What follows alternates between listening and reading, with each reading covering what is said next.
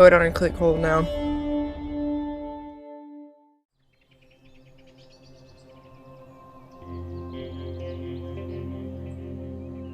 Broadmoor, the world's most notorious high-secure psychiatric hospital, home to some of the country's most infamous offenders. A high-security psychiatric hospital? For the first time, and after years of negotiation, Broadmoor has allowed our cameras in to meet its patients and show what really goes on behind these walls.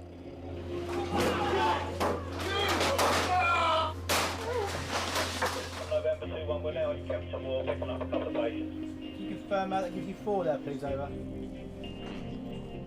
I shudder at a lot What? of things I've done in life and the bad mistakes and opportunities that I've missed.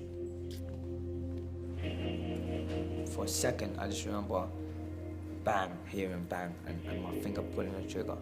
It's the worst experience I've ever had. Broadmoor's actually been my lifeline because obviously, you know, when I was in prison I was given 6 months to live and I'm here 13 years later. I thought, oh no. What? I'm going to the What did these farm. people I said, do? Oh no, mate. I knew I was coming here. I had a feeling I was coming here. What? Men are sent to Broadmoor because they are suffering from serious mental disorders, and many have committed violent crimes. They are considered too dangerous to be treated anywhere else.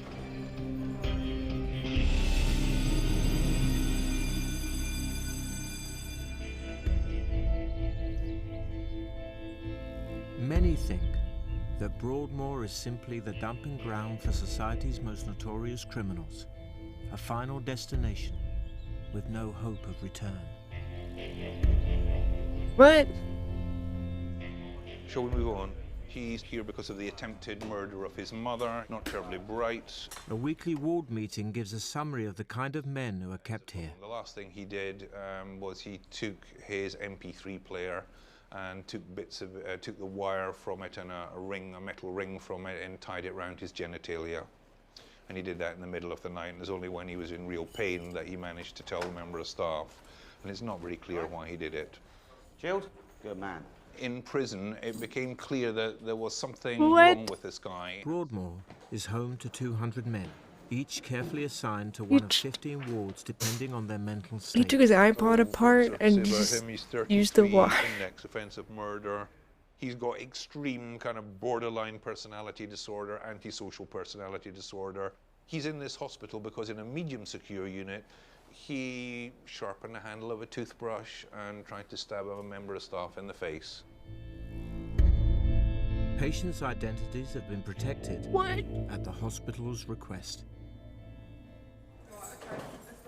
Cranfield is the intensive care ward for the hospital's most acutely mentally ill patients. The men here are unpredictable and violent, and the simple act of serving meals has to be carefully tailored to the individual. That is nuts.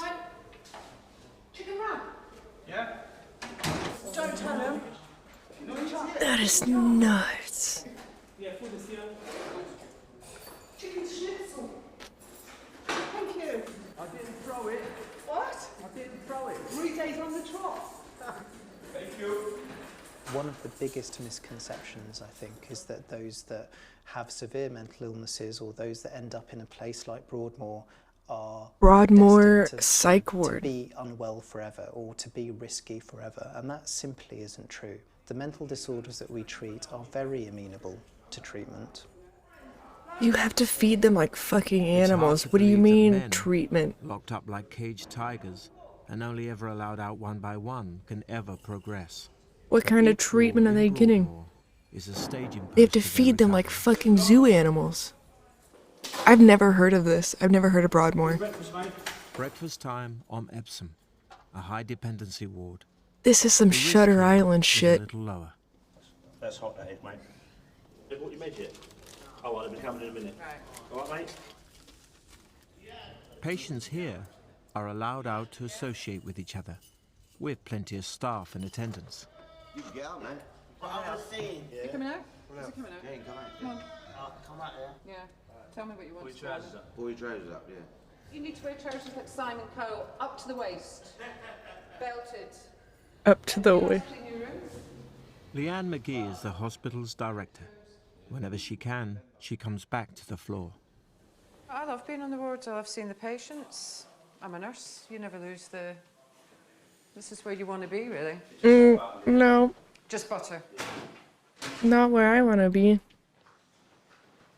And your day goes much quicker. It's better spending it with people that you're being paid to look after than sitting at a desk.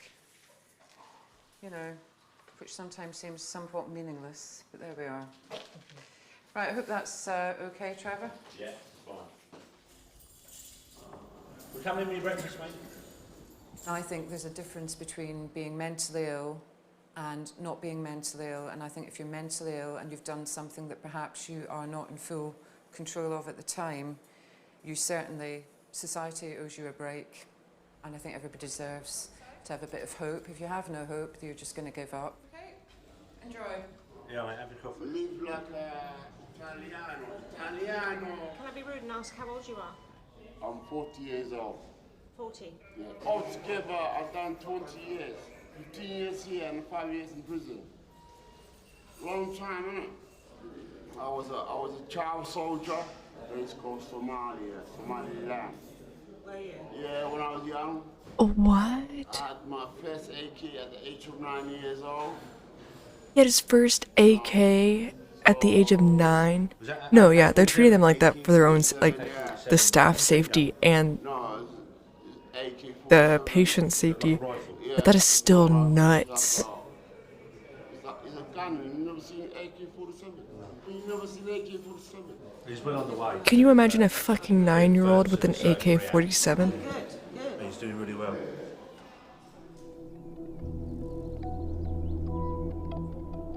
Once the risk of violence That to is themselves or wild. others has been reduced, a patient can move to the greater freedom of an assertive rehab ward.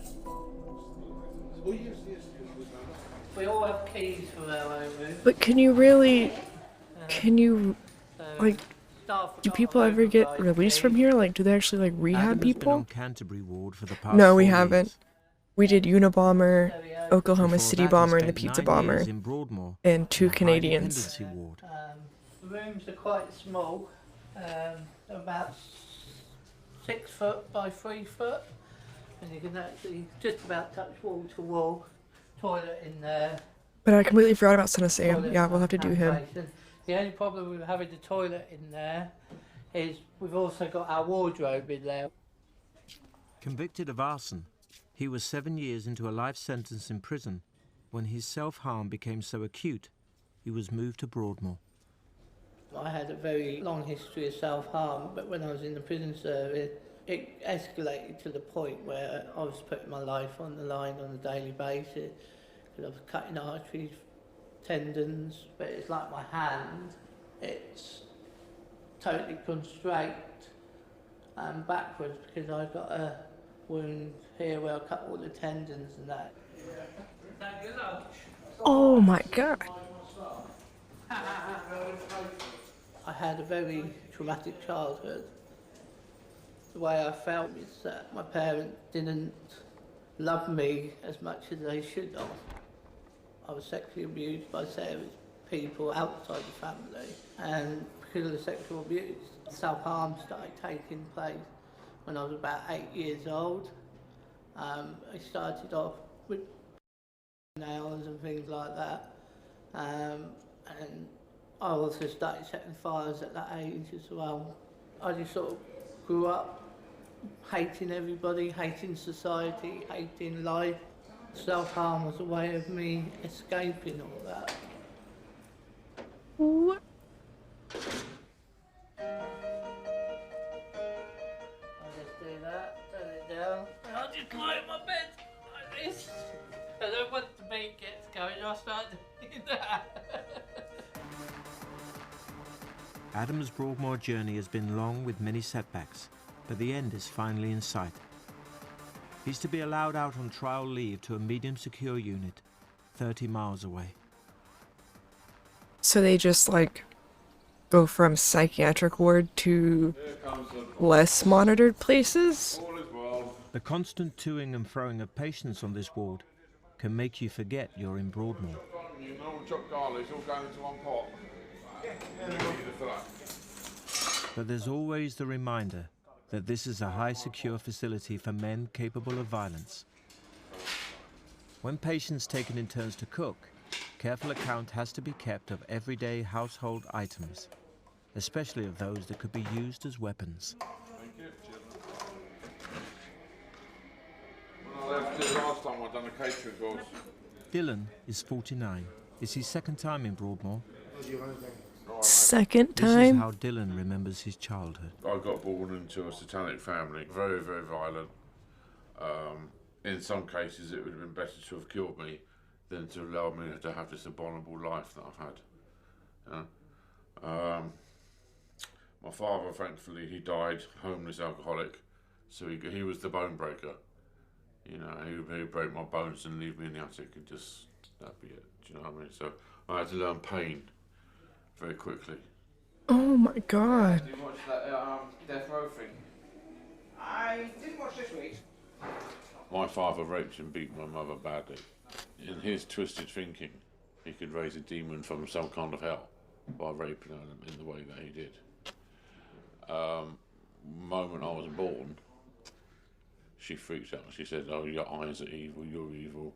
And that was it. She just tried killing me. She made me cat's food all the time. She was keeping me locked up in the attic. Wasn't allowed to talk to my brothers or my sister. So he thought that by raping his wife? Yeah, she was Good night. adamant that every single This one's avenue wild. of my childhood was going to be destroyed. And she done her best of that. Yeah. You guys can't be as degenerate during the week. Was pretty thin. I had to steal my food. It was fire that got me away from the home eventually. By the time I reached 5 and 6, I'd learnt the red match strike on the wall like my mother did to light the gas oven. So I took a handful of them to school. For the first time I was allowed to go to kindergarten, and I could smell the box of food, you know, and the sandwiches and all that, you know. So I scoffed my face really big time and then set fire to it. No, they should go for a sieve, man. No, we got a sieve. No. Dylan was in care from the age of 7 to 18. As an adult, he became a homeless alcoholic. I became an arsonist. I was a violent offender. Lots of drug abuse and alcohol. Yeah, unfortunately, I'd done some kidnapping. A really nice couple of people, you know, never done any harm to me. Very, very drunk, a bottle of vodka. Threatened the police outside. I had the guns on me if I didn't put the knife down. I basically wanted them to kill me.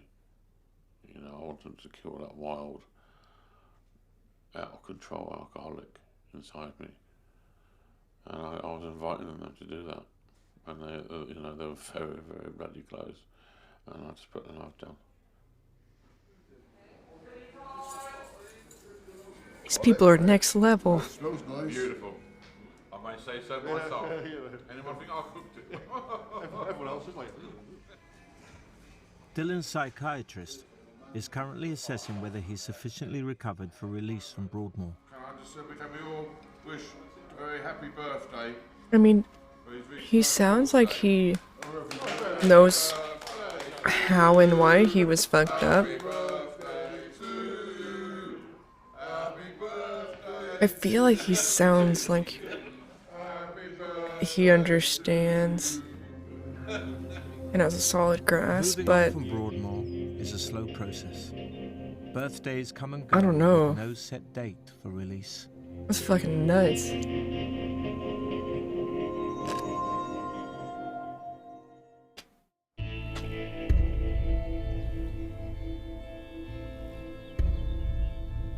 Broadmoor has 800 staff. Many have been here for years despite the daily risk of assault.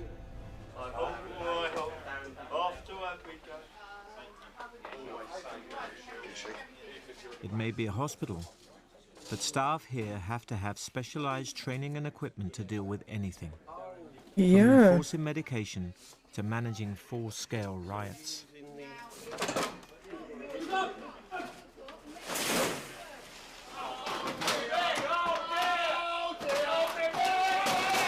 It's unusual training for nursing staff.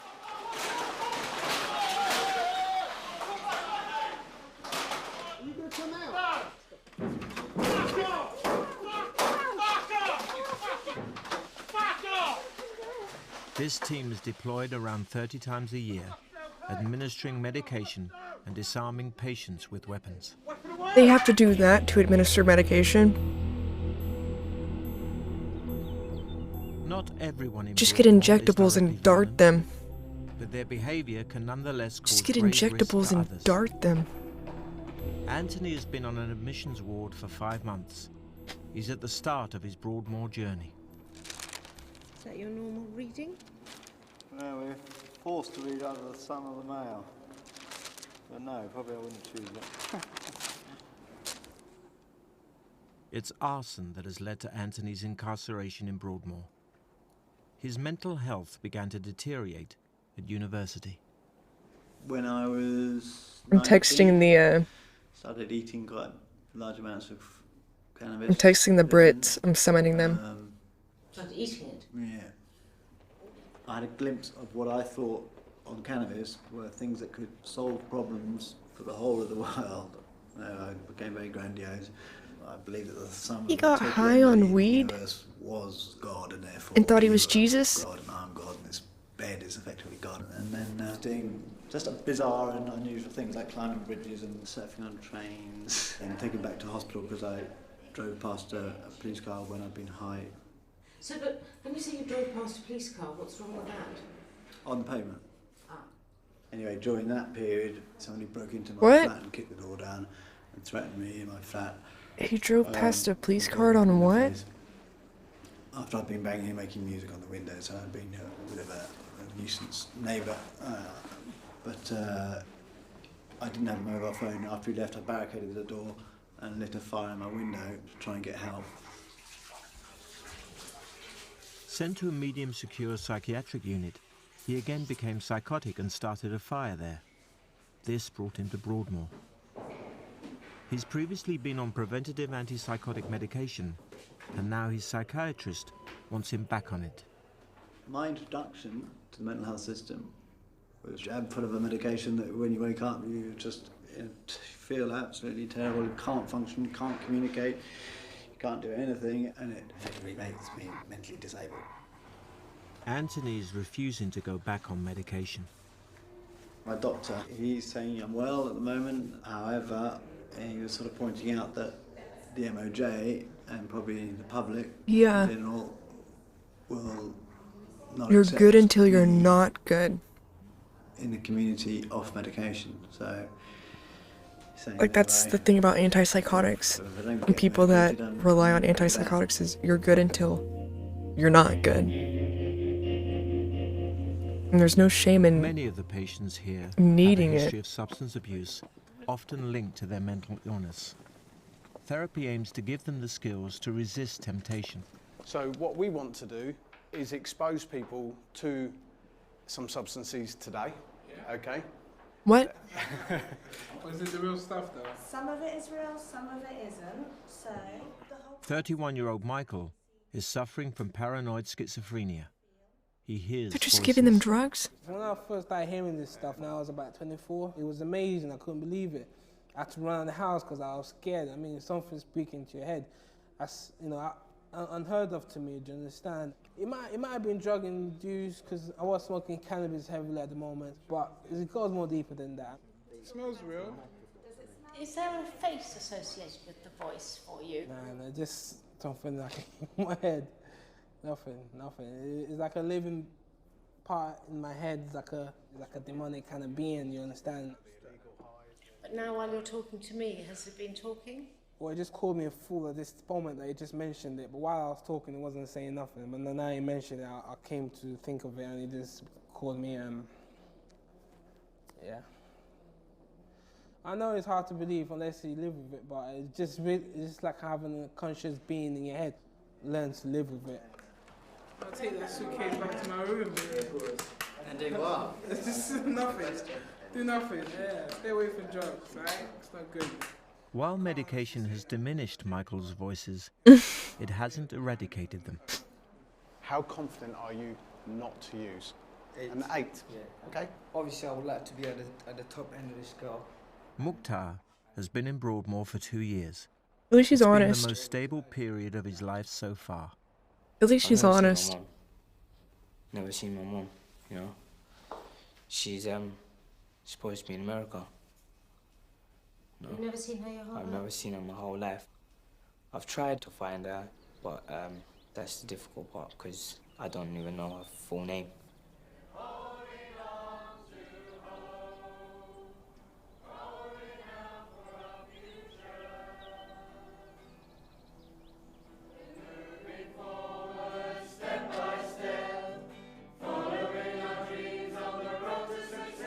Mukhtar ran away from foster care when he was 16 and became involved in street gangs and started selling drugs.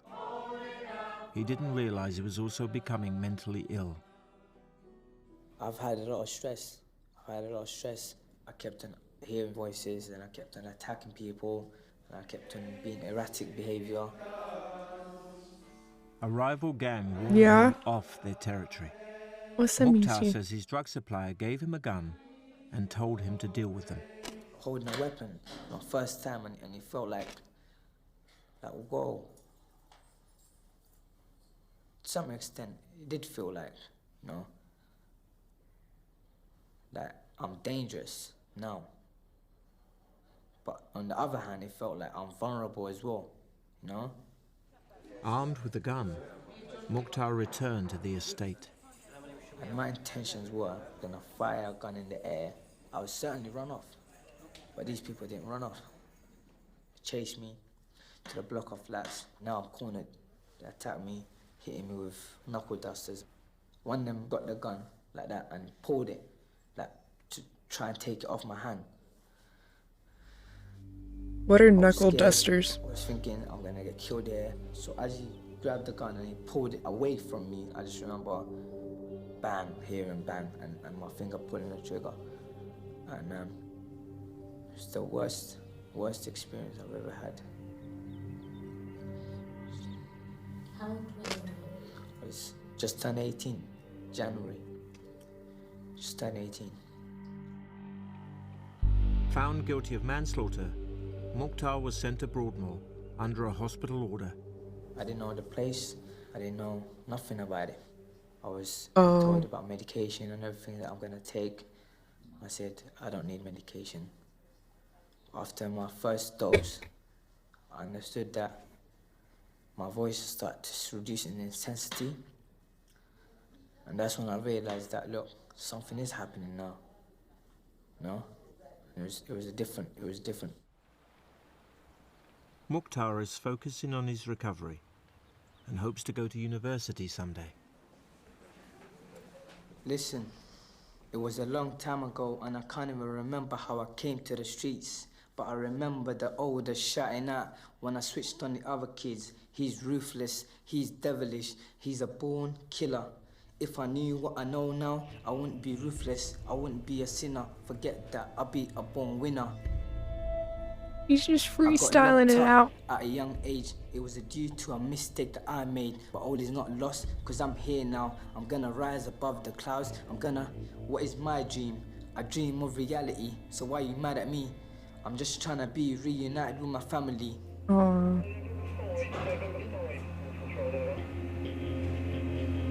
Like everything in Broadmoor, getting in and out takes time and follows a strict protocol. Yes, Alpha, that's all received. You're clear to move. Escorted by nurses, Adam has been out to visit the medium secure unit he's hoping to move to within the next couple of weeks. Yeah, I'm 5 feet off. So it didn't go as well as I thought it would. Oh, the person whose bed I'm waiting for, who should have had their MOJ permission, hasn't got it, and everything's changed and everything gone tips up. So there's going to be no movement for at least 2 to 3 months. So. Adam's been here for 13 years. He thought he was leaving in a week. Now it could be months. Aww. Yes, Poor thank you, guy. number 5. It went tits up. It's a big disappointment. So they only move them when they have open beds? Now I'm confused.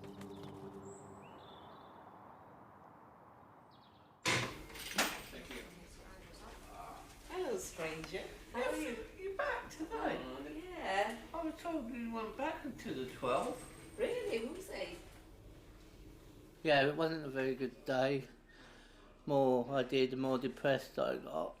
And in the end, I came in here, and then I just ended up screaming, shouting, crying. I started throwing things at my daughter way to say, look, get in here now, because I'm just about to do something. But I'm still screaming and shouting, quite hysterical. Normally when I throw things, I get up, pick the bits up and do something with them. You know, and I didn't this time, so that's another thing that shows how far I come. Oh, you mean you use the bits to hurt Yeah. yourself? Not a normal thing to do, 40-year-old throw things about, but I had to do what I needed to do to get my head out of that situation. He's learning, Show though. that I was in pain and angry and stuff like that. Wasn't. But you didn't He's learning, I though. didn't self-harm that time, which I got a lot of praise for. If Adam does self-harm, he'll jeopardize his chances of transfer out of Broadmoor.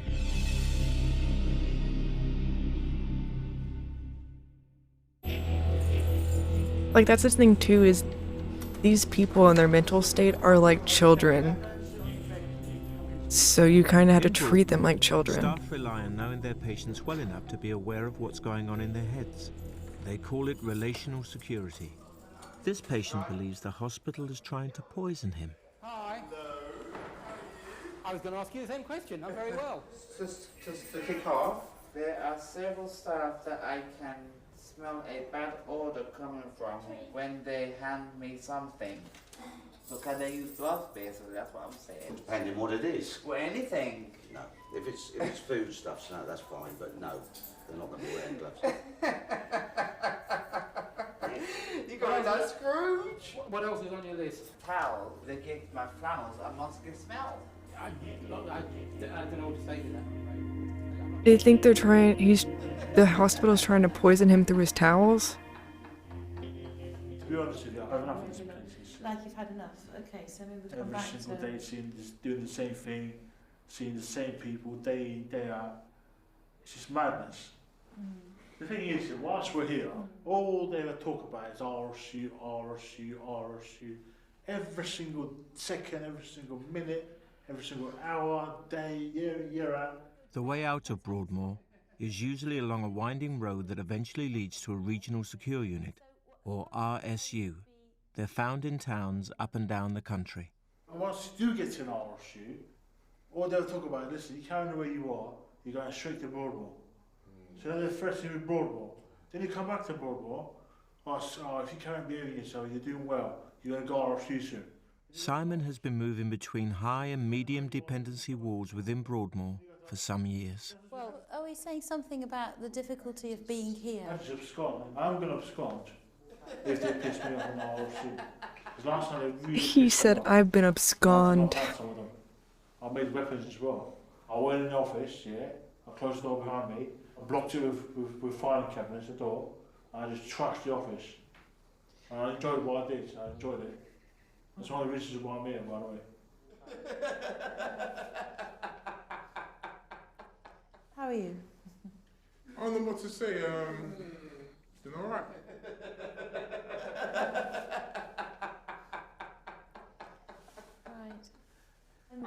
He's crazy. He don't know what he's laughing at either. That's rude.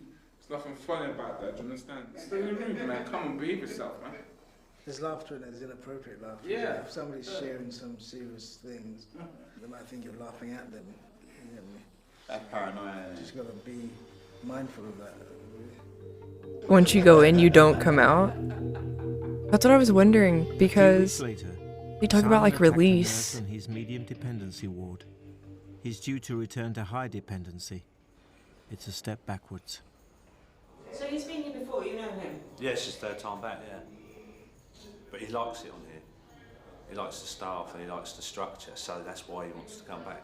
So some days when he wakes up, he'll say that I'm Turkish today, and then the next day he'll be Greek. So it's quite funny. But yeah, no, you can have a laugh with him, which is good. He's one of the funnier ones of the crew. You right? So they just move them back and forth? They're collecting Simon Depending from the on seclusion area their in mental state? Chepstow ward, where he's been kept since the incident. Get yourself ready, you come with me and Trev. He's threatened to attack more staff and needs the restrictive regime of a high dependency ward. Job then. Gotcha. Okay. He's got his back to the door, yeah? Bit back to the door. That's it. Hands behind your back, mate. Well done. Come right back then. Come back and we'll get the trainers. Put your trainers on.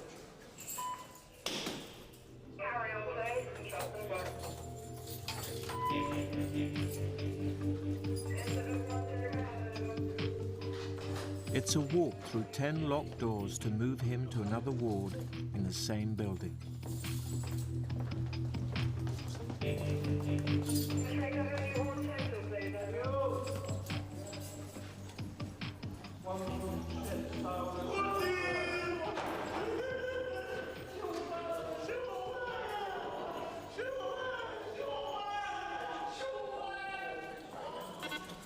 We don't like to see anybody coming back, but it's a quick fix. I mean, we get him back into the structure. Oh, okay, okay. So they, yeah, okay. So it's like retirement home type stuff. Like you're not just wandering around. And that'll be his pathway route out of Broadmoor. Yeah, this place is huge. Isn't it dangerous wearing a tie? No, it's clip-on type. So, anti-strangle. That's smart. That's smart.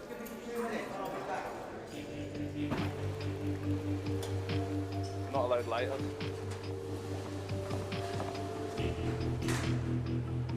For many of Broadmoor's patients, there's stability to be found in the strict routine of an institution.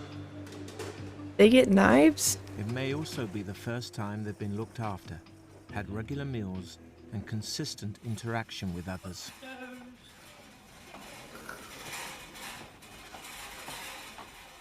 It's easy to be bad. There's no rules to be bad. But there are a billion rules to be good. But I'm learning. Dylan was a homeless alcoholic for years and ended up living in a forest, There's no foraging for food. There's no rules to be bad. There's a billion rules to be good. He's been on an assertive rehab ward for 4 years. He's hoping his psychiatrist will let him move Yeah. No, yeah. I do believe that you continue to need treatment in hospital. Yeah. Okay, in that respect, my view is that you still have a mental disorder, personality disorder. Yeah. The thing is that the team, Yeah. we do not believe that you need to continue this treatment in high security. I'm still cautious. I still believe that you need treatment in conditions of security. Yeah. Anything else then? No, I'm really just keeping it. I'm getting old now, you know. I haven't got time for all this sort of What do you mean by old? getting old. Anybody who's younger than me. Yeah.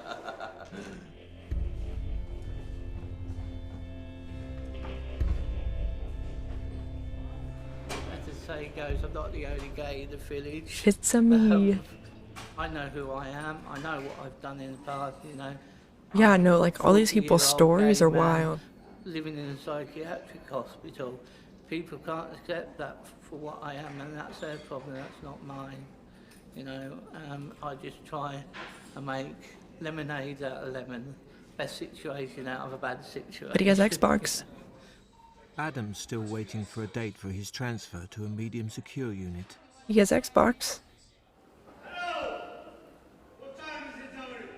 The time is 25 minutes past 2. 25 past 4. 2. 22 past 4. What's the time? 25 minutes Really? past 2. 25 past 4. 2. Past 4. All right. Yeah. Past 4. If you say so. That was super formal, the handshake. If it came between you leaving Yeah, no. and you taking medication, what would you do? I wasn't like assuming this place. What, me personally? Or just as a team? Downstairs and still stuck on the admissions ward, These people Anthony continues to question his are need for arsonists medication. We want to and make have sure that the person killed people. giving medication to needs it. You're right, I'm just doing the checks, okay? Another big question. At the moment, I've got capacity to make decisions, Yeah. apparently, according to the doctor. Do you think that mental health patients should be able to, while they're well, choose treatment? I think one of the biggest cruelties of mental health conditions like psychosis is that often the first thing that will disappear is that understanding that your own behaviour and your own thoughts are actually being impacted upon by your mental health. Would you say that a risk to the public? And without that insight, it is very, very difficult to persuade anyone that they need treatment. So if you can imagine yourself in a situation where somebody is telling you that you're unwell, although you don't think so, and then they're trying to persuade you to have a medication that might make you sedated or it might make you put on weight, that's not an easy conversation to have with somebody. Yeah, that's true. Force injections on people just because we haven't got anything else to do that day.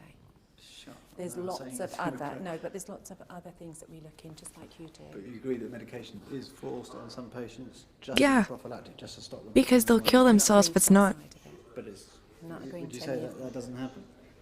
I am saying there are times when we have to give people medication because they become a risk to themselves or Yeah, others. so what's Yeah. So And say because their someone's mental health is deteriorating. You have to But I'm pop them with discussing Halidol Okay, to so get them say- to chill the fuck out. to Say- and make say sure I'm everyone well. else is okay.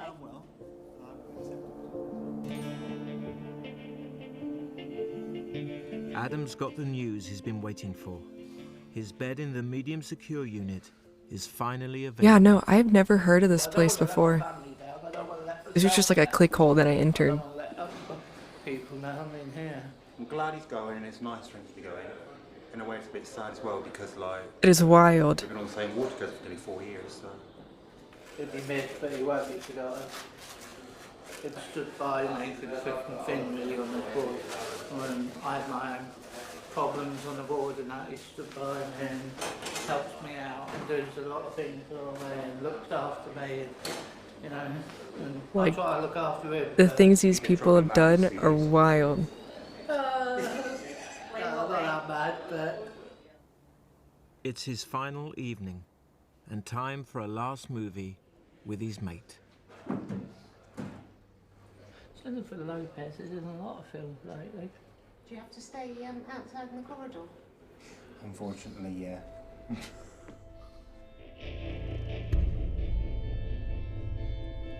I will miss this place.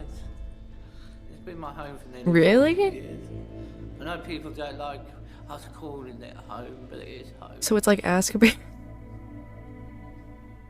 Do I close my door?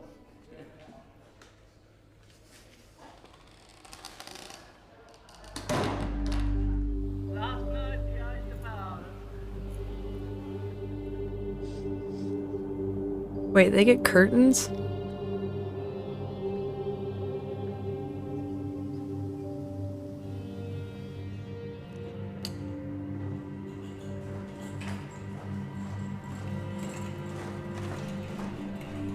They get curtains?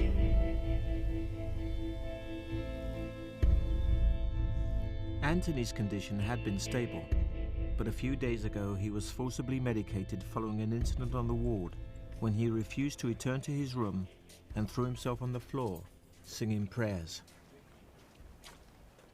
Best thing is if we start off with your perspective on things. His brother and his solicitor are attending a meeting to discuss his care. And yes, I was singing, and I was argumentative, ended up in the seclusion room, then stripped forcefully, and then medicated. I slept for 2 nights, and all those symptoms have gone. I think that's worth noting. Okay, so you recognise you were psychotic for a period of time? Yes. Yeah. The conclusion that we have arrived at is that it would be appropriate for you to have prophylactic antipsychotics. Is it best practice according to I would agree that too. within this decision-making? Prevent having the I think breakdowns. Your views about medication are very well known to the team. Why do you believe that I am so anti-psychotic medication? Well, I know that you experience it to be uncomfortable, but uncomfortable. Because no one wants to feel like they're crazy. It's the debilitating effect of not being able to communicate, to be able to have internal anguish and frustrations and no longer be able to converse with the people that you love, and you lose all your friendships, you become isolated, and then you've got the physical side effects. You don't want to look good, your hair goes flat and greasy, your skin gets very poor, you put on weight, you get starry eyes, everybody knows you're on medication. And to sum it up as discomfort, I think is a little bit, maybe not. I know that you are distressed by the sort of medication. So you would rather just freak the fuck out all the time? The trouble is we have a bit of a knack. You just live an hour and a half away from it? On that we lose time. Did people like ever escape? Because we have whilst hearing what you want to say, something similar, not to this extent, in town. Not having that be the only And it's like right behind an elementary school, and they would randomly have people escape and like run up to the elementary school fence. Is likely to prolong his time in Broadmoor.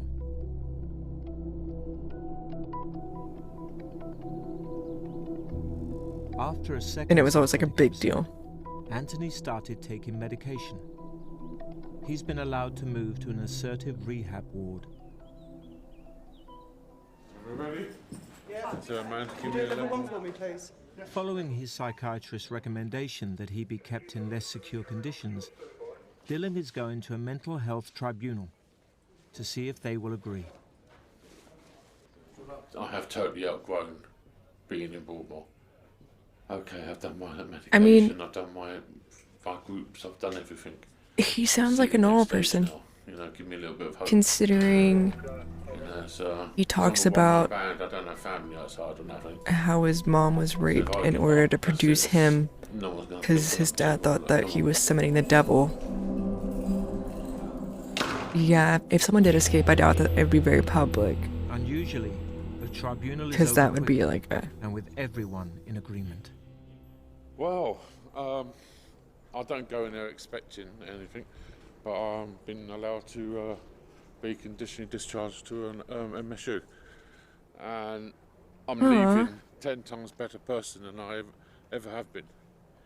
And that, my friend, is something all those people that done bad things to me in their past will never see. So I've broken the chain.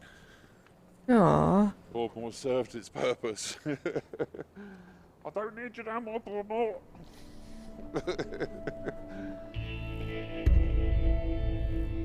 Okay, that's kind of cute. Adam is finally leaving Broadmoor, and Leanne, the hospital's director, has come to say goodbye. Oh, okay. All the best. I just hope he doesn't like get stuck back in there. All right then. Because Cheers. they said that they usually come back.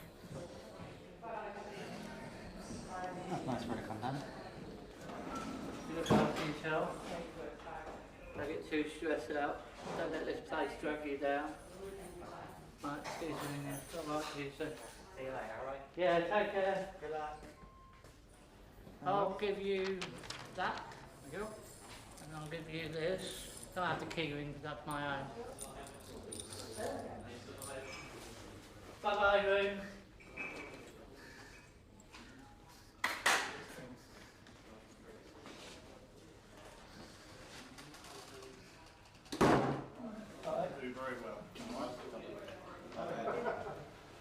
I think on behalf of the team, we're really proud of you. Well, I didn't get an emotional now, but we are really proud of you. Aww. Yeah. That's the sad part, is like I hope that they do good. But the thing is people sort of think, oh, I'm doing good, I don't need my medicine anymore. and they stop taking their medicine, and they end up right in the back in the same place. Like, that's the problem. Bye. Like, I would never try to take myself off of my medication, because I know that I would lose my Adam goddamn is now on mind. trial leave from the hospital. In the event of an incident, he could be recalled at any time.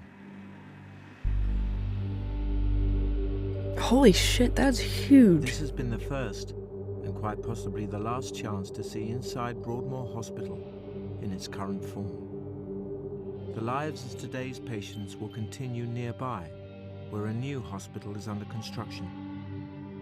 These old Victorian buildings have witnessed the troubled lives of so many over Broadmoor's 150-year history. That is huge. Now, there's talk of turning them into a hotel. What? What? There's no way that they're turning it into a hotel. I want to know more about Broadmoor.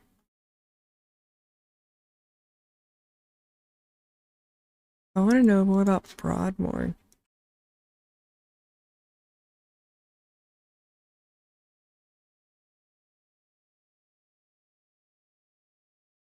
Are you serious?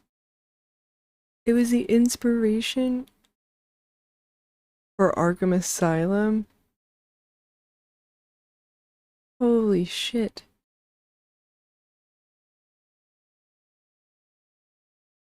What is this? Tom Clark. Now, as the Jimmy Savile sex abuse scandal has unfolded, the BBC has been the focus of much attention. But serious questions remain about how the TV star was able to abuse patients at the hospitals he was connected with. Now, two former nurses at the high-security psychiatric hospital Broadmoor have spoken to Channel 4 News for the first time. Both told us that mental health professionals in the hospital knew that Savile was a paedophile. The follow, Mark O'Brien Ricardo has this 37. exclusive report. I hope you enjoy the shit show we have tonight. At 10 a.m. every Monday for the last 60 years, the alarm is tested at Broadmoor. What kind of fucking alarm is It's that? a reminder of the day John Straffen escaped in 1952. He walked into a nearby village and murdered the first child he met. It's a reminder of the type of patients that are here, a reminder of how specialized their treatment has to be. Okay, So if here's that's the the question. last time someone escaped, Why did oh no my one god. sound the alarm in 1988, when someone decided it would be a good idea to put Jimmy Savile in charge? Channel 4 News has been speaking to former If that's doctors, the nurses, last time and other staff that worked someone in got Broadmoor out, at the time about oh. Savile's role here. They paint an almost incredible picture of a man with lots of power and of a man with lots in common with the patients. Disgusting. What do you mean? Richard Harrison's house backs on Is he to like the mocking perimeter it? wall. He was a psychiatric nurse here for 30 years during Savile's tenure. So, what was the mental health professional's assessment of Jimmy Savile? Who is that? Well, I'd long considered him, as many of my colleagues did, as a man with a severe personality disorder with a liking for children. What was the talk among staff? He was regarded as a paedophile. By you, by the professional staff? And the paedophile patients, many of those knew that he was a paedophile. Wow. The giveaway then, paedophiles would gravitate towards Savile when he was in the hospital.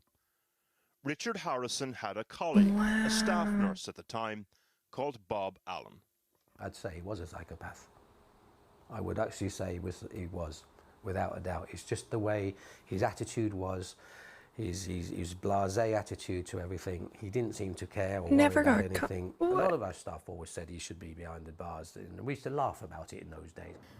Then, That's one just night, like- while patrolling the perimeter fence, That's just like the dude in Bob Canada. Allen stopped laughing. Jimmy Savile's car pulled into Broadmoor and parked outside the terraced house that he'd been given by the hospital. I actually saw him step out, and he stepped out with a young girl. Did she look like a child? Did she look like a... She was certainly over 13, I would have said. But she was definitely not of an adult age. She was under 16, I would have said. That's the way that was the look that she had. Then Bob Allen noticed something else. The young girl had just taken part in a local village carnival. The girl was wearing a sash. So she was obviously a girl off one of the floats from the carnival that day. I said, hello, Jim, and there was just a nod at me. There was no mention back. I just walked on and I watched him go into the house. I saw the lights go on. I carried on walking and I just kept on looking. And I was thinking to myself at the time, you know, what's going on here? Then Bob Allen saw the lights go off in the house. So you saw this, you felt that it was wrong. You didn't say anything? What did you do about it? Nothing. I went into our gated area where I saw my immediate superior then. And as far as I know, he reported it. And the following day, I asked what was the outcome. And it was really just, well, nobody appears to be interested. Yeah. And what about other staff? He was a TV host? Why didn't you do anything about it, though? Why didn't you refer it up? What could you do? I mean, who would take any notice? What? But here's the thing. Saville wasn't just He was a visitor knighted? here.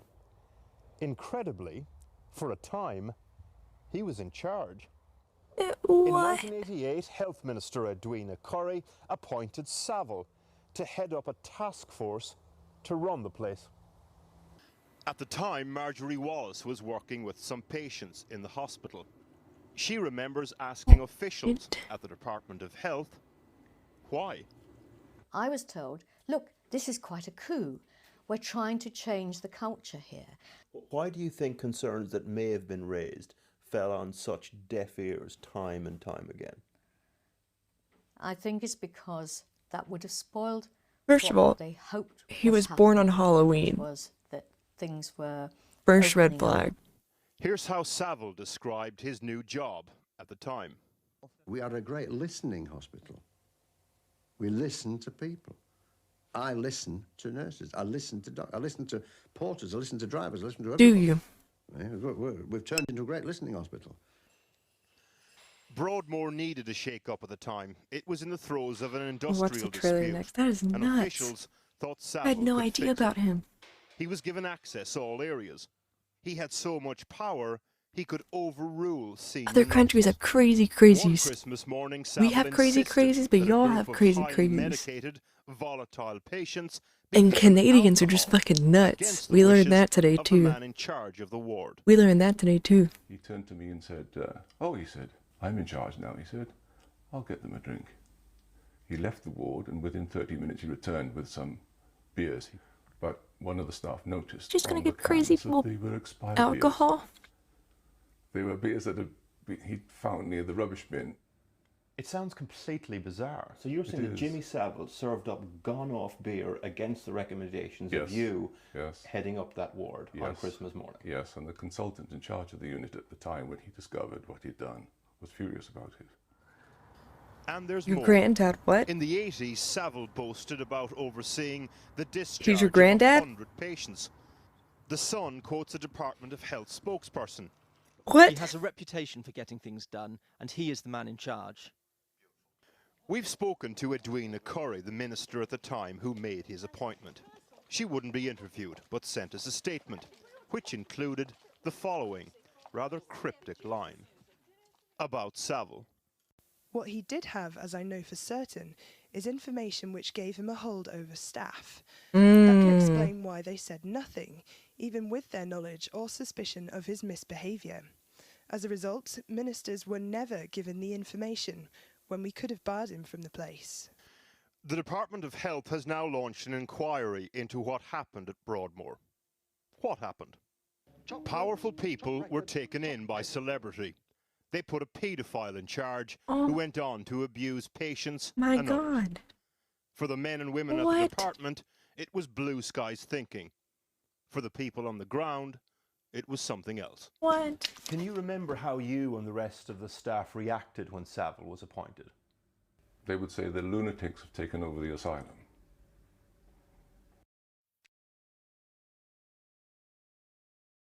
What? What is this? What is going on in England? What happened? What was it that you heard about Jimmy Savile? What I heard was a patient who had been in Broadmoor for 8 years told me that he had sexually What is assaulted going her, on? and that he had then gone on to much younger girls. She said he had a preference for the younger women, and that the unit where she was had very young women, 16 and even younger than that, I believe.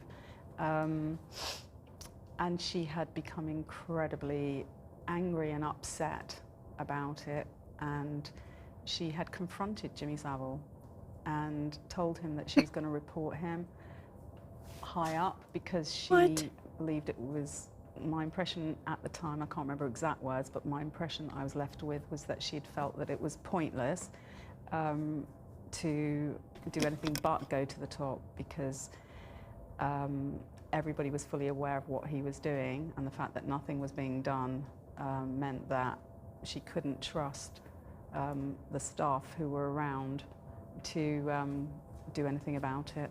And he had laughed in her face, is what I remember, that phrase very much, that she said he'd laughed in her face. What made you believe her?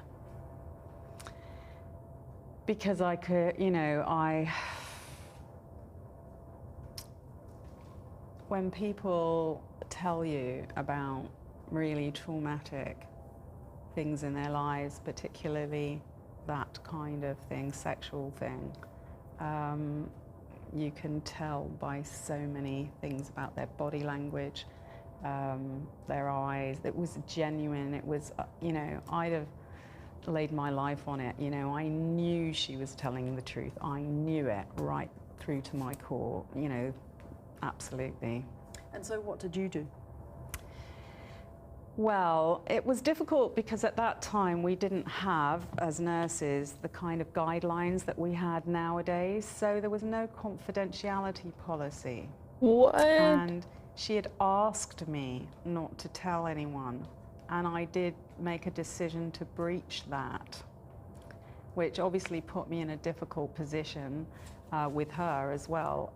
But I tried to persuade her, but she wasn't. She was terrified of authority. She just wanted to keep her head down and get out, get free again, which I can absolutely understand. But I was really concerned about what she had told me, because clearly there were women who were continuing to be sexually assaulted. Yeah. And he had a free reign. She told me that he had his own keys.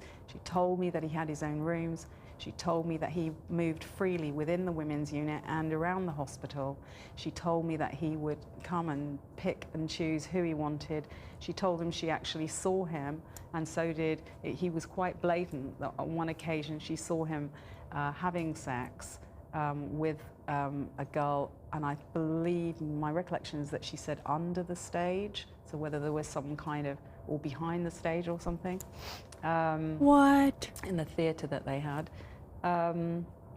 So women were continuing to be sexually assaulted, and from what she was saying, my impression was that in order for that to be happening in that way, you know, the obvious conclusion is that people must have been aware.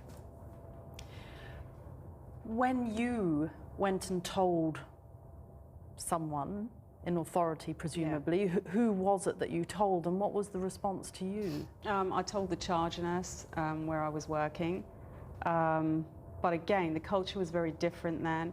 For example, we had a social club in the hospital grounds, and I used to go to the canteen at lunch.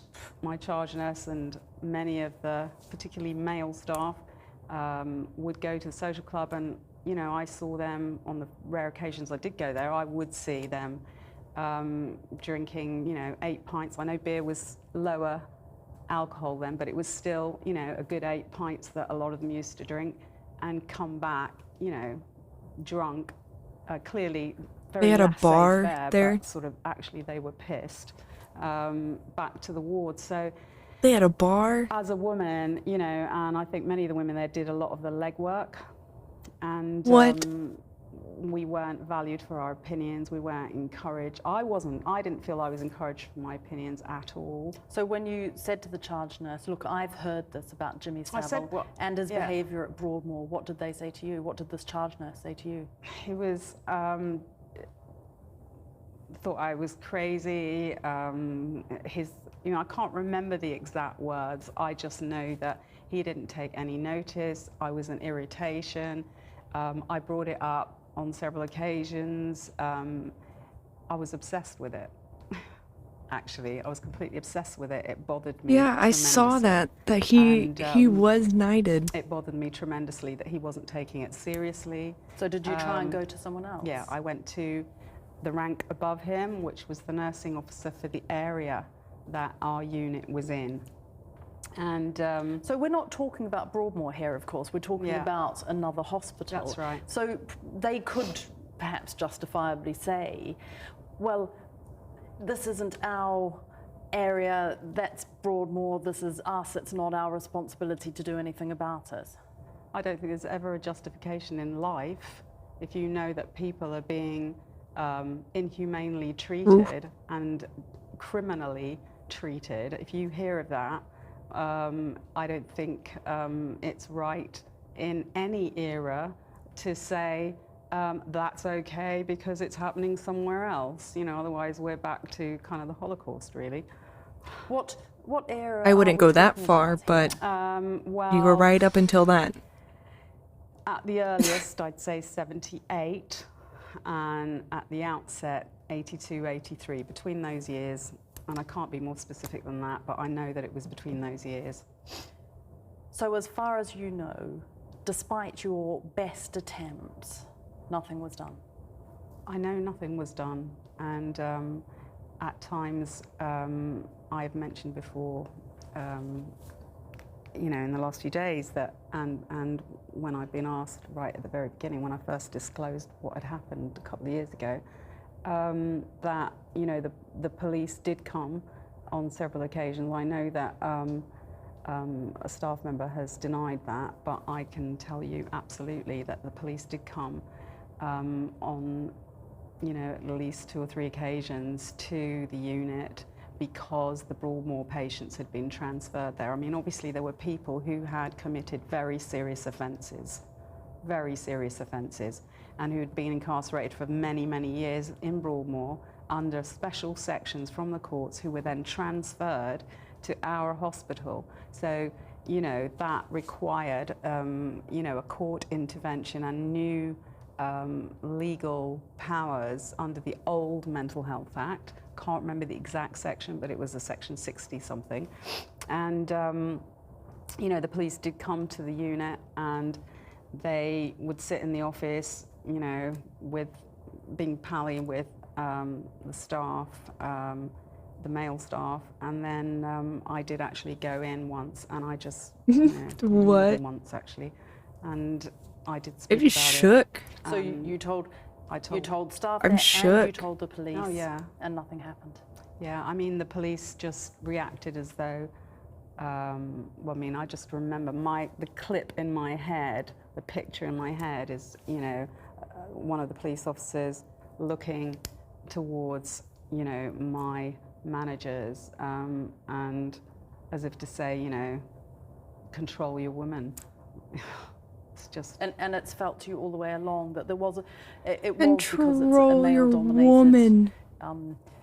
area that the men weren't taking you seriously. It was because you didn't have the authority. I think at that time, what I realised was that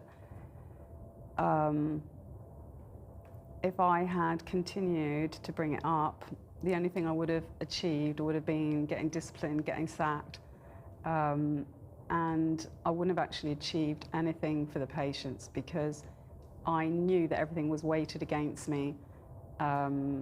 In those days, things were weighted against you.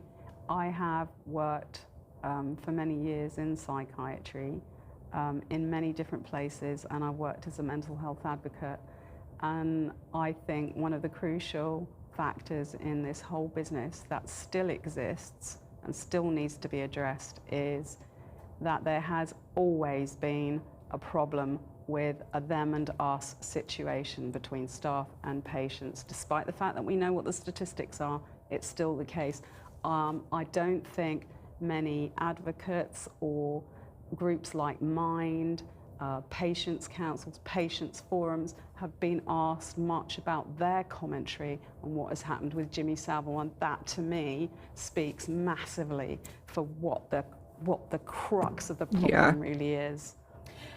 Just finally, today, when you see these reports, do you feel at all vindicated, or you don't want to have... Massive, massive, massive relief. I feel really happy, really pleased. I know it's a personal commentary, but I've been treated for cancer in the last year, and having that kind of diagnosis kind of strips away all the peripheral stuff, and I am so glad that whatever happens, that this is finally something that I've been able to say, this is what happened, and people are listening. It's wonderful, bloody wonderful. I just hope that the entire truth comes out. I think, you know, time will tell, and you know, my gut feeling and everything about this smacks of, you know, there's a hell of a lot of either covering up or total blindness. It's like the emperor with no clothes. How on earth could somebody do that kind of thing so blatantly? And patients knew about it. And the great thing for Jimmy Savile and anybody who was complicit is that the group who are the witnesses, who are the victims, have had their mouths shut because of the position that they held and that they probably hold. And even now, you know, if you were a Broadmoor patient, you're going to come forward and say publicly, oh, when I was a Broadmoor patient. I think it's I think it's almost impossible for people to come forward, and that is why I blew the whistle on Broadmoor a couple of years ago, because I realised Broadmoor patients were never going to come forward. Yeah, I'm going to be truthful, yeah, with the stigma that's around. I wouldn't come forward and say, oh, by the way, when I was a Broadmoor patient, ... You know, they want their neighbours to know. It's incredibly difficult. That's why they're so vulnerable, and still are.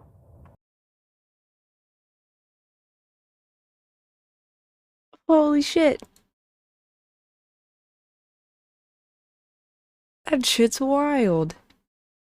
Okay. Okay. I am going to end now so that I can wake up and we can do this 2 p.m. my time, so 2 p.m. Central Time. So like 11 hours from now. So that everyone who's just now waking up, everybody who's just now waking up, they'll be off work and we'll be able to do Son of Sam. We'll do Son of Sam. My little brother told me another one to do. Oh, we're gonna do Son of Sam, Jonestown. So like Jim Jones. Yeah, we'll go more on Jimmy because I want to know how that shit started. Oh, what was the other one that we were gonna do? The Zodiac Killer.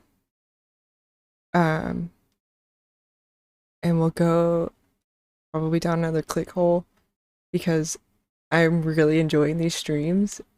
They're really interesting, and this shit's wild. Cause there's like the stigma that this stuff only happens in the US. But no, this just proves that there are some people that just fucking suck everywhere. Just like as a human race, some of us just fucking suck. And maybe I'm fucked up in the way that I'm interested in it, but it's more that, yeah, you can send them in the crime shit we should watch, send them there, because that's like where I look at all the stuff to watch. No, okay, and we had a viewer today, so we did the Unabomber story, and he was like, oh yeah, I'm friends with his daughter. Like, it's a small fucking world. It's a small world. But that also, like, proves my point of it can literally be anybody. It can be anybody. And it's usually people that there were all these signs and people had said something, but we just like ignored it. And so like that's what I think is the most interesting about these cases is they are normal people, but there is just something that happens or something that is the catalyst that makes them just, it triggers whatever evil. An echo just fell in my trash can. Speaking of evil, that was my cat. Okay, I'm gonna pick somebody to raid out. And then tomorrow, we will be continuing with our crime streak. We will start off with some more shitty sketch artists because that was hilarious. Like, I kind of want to be... No, I haven't. What is Pedo Village? Yeah, you're gonna have to link those because that's awesome. I mean, that's not awesome that it's a village of pedos, but like, it's awesome that you get it. You guys get it. You've been here and watching. You get it. Okay. I don't want to sound crazy. Okay. I don't know anyone who's on. Like, I kind of know this person, but I haven't watched. I don't... If you guys have suggestions...